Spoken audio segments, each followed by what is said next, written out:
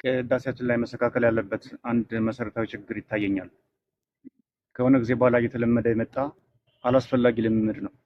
በግብረ ሐዋርያት በቅዱስ ጳውሎስና በሌሎችም ቅዱሳን መልእክታት ላይ የሚባለውን ብሎ ምዕራፍና ቁጥሩን ጠቅሶ ቀጥታ ወደ ንባቡ ከመግባት ይልቅ መጽሐፈ ቅዳሴ በማያዘው ሁኔታ ጸሎቱና በረከቱ በታላቁ የልማት አርበኛ ቆሸ ቆምቦሬ ምናምን መላከ ገሌ በጉልበቱ ጸና፣ በምክትል ሊቀመንበሩ አቶ እንዳሻው ነገሰ፣ በጸሐፊው በመምህር እንደ ልቦ አዘዘ፣ በሴክሬታሪዋ በወይዘሪት መድፈሪያሽ ወርቅ ማለት ነው የቀራቸው።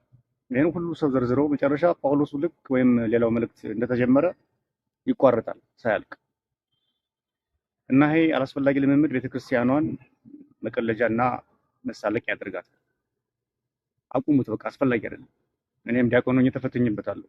አንዳንዶቹ ለመወደድ ሲሉ ያለቃ ስም እየጠሩ አስለምደው የማንጠራ ሰዎች እንጠመድ ነበር። የሆነ ማህበራትና አክሲዮን ማህበራት የቦርድ አመራሮች ሁሉ ሊጠሩ ይችላሉ በዚህ ከቀጠለ እና አሁኑኑ በእንጭጩ መቅጨት አስፈላጊ ነው።